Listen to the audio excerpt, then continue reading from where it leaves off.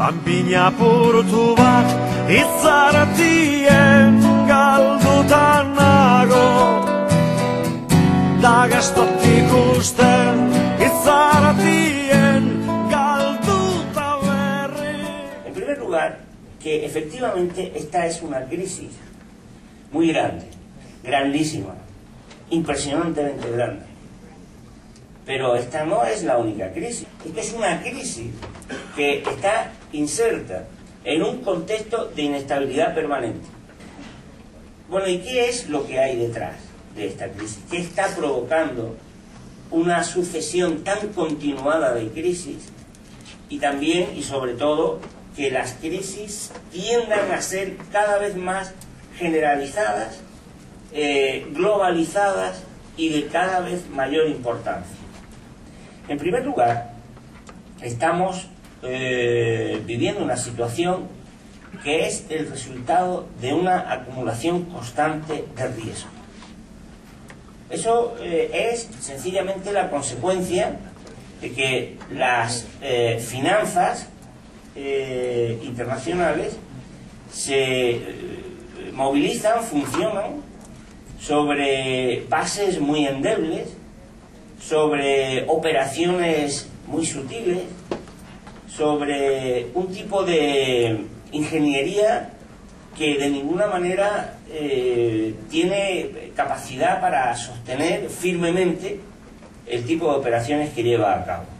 Fíjense ustedes, en el Estado español, en los últimos 8 años, la deuda, el volumen de préstamos que ha dado la banca ha pasado de 700.000 millones a 1,8 billones de euros. Es inevitable que en ese incremento tan grande de préstamos el riesgo de insolvencia se multiplique por ley de los grandes números. Es verdad que el Banco de España ha adoptado medidas, pero que no ha adoptado medidas contundentes y suficientes para afrontar ese riesgo, lo estamos viendo ahora, que hemos llegado a una situación en la cual a última hora resulta que lo que era el sistema bancario más solvente del mundo requiere docenas de miles de millones de euros. Que el sistema bancario de Estados Unidos y el del Reino Unido, como dice Volcker, haya quebrado, eso no puede ser un accidente. Es impensable creer que un cataclismo financiero de esta naturaleza se produce inesperadamente.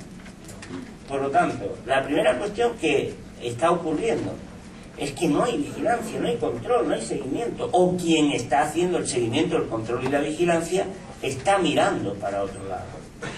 En segundo lugar, eso está manifestando que hay una complicidad enorme por parte de las autoridades, por parte de los bancos centrales.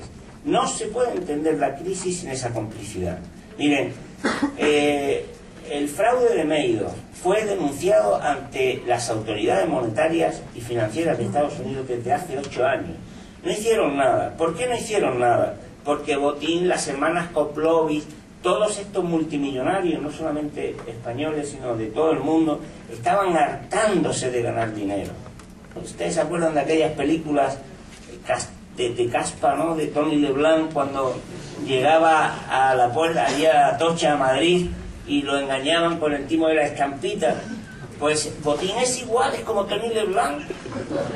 O sea que lo engañan en una pirámide. Hombre, es que ¿nos podemos creer eso? ¿Por qué invertían allí? Porque ganaron mucho dinero. Y por eso cuando se denunciaba no cortaban el asunto.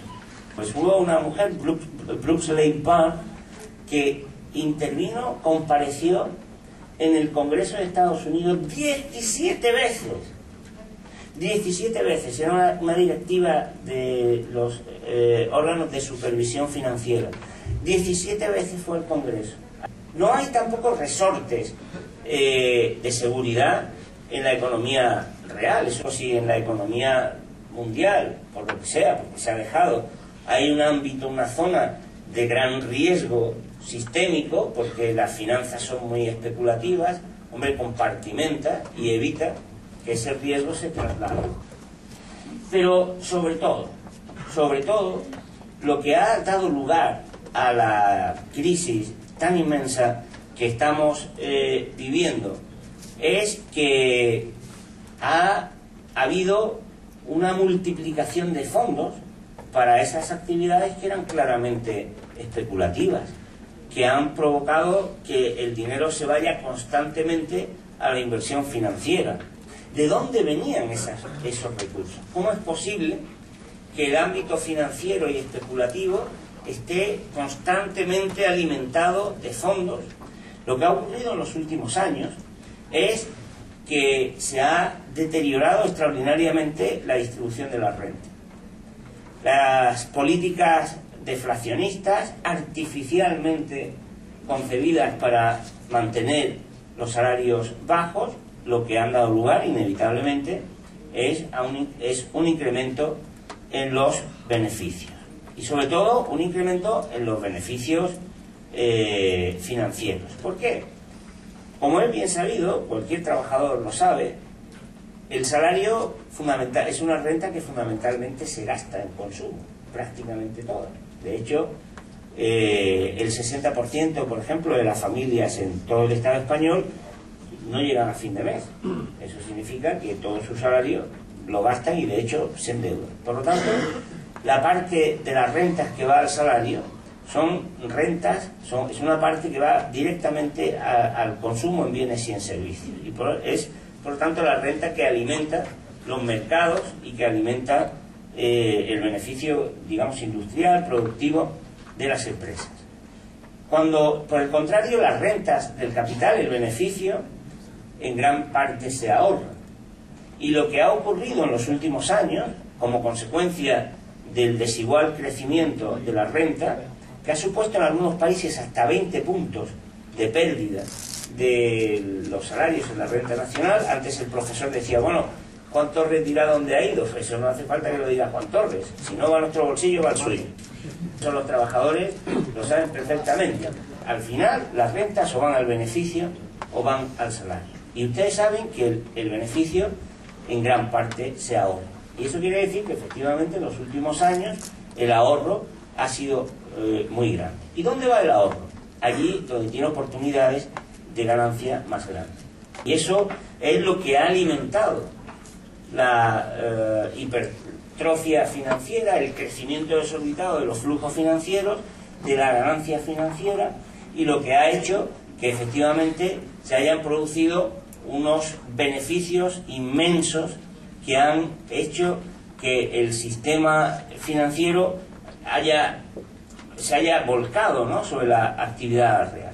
Bueno, pues esas son las situaciones que yo creo que hay que considerar a la hora de explicar la crisis. No es verdad que la crisis haya sido un incidente, no es verdad que la crisis haya sido una simple consecuencia de una coyuntura en el mercado hipotecario de Estados Unidos, no es verdad que la crisis solamente sea una crisis financiera reciente, no es verdad que la crisis haya sido algo imprevisible, no es verdad que la crisis haya sido algo que tiene solo que ver con los agentes financieros, sino que la crisis es el resultado de un entorno de factores, de circunstancias que la han alimentado, que la han provocado.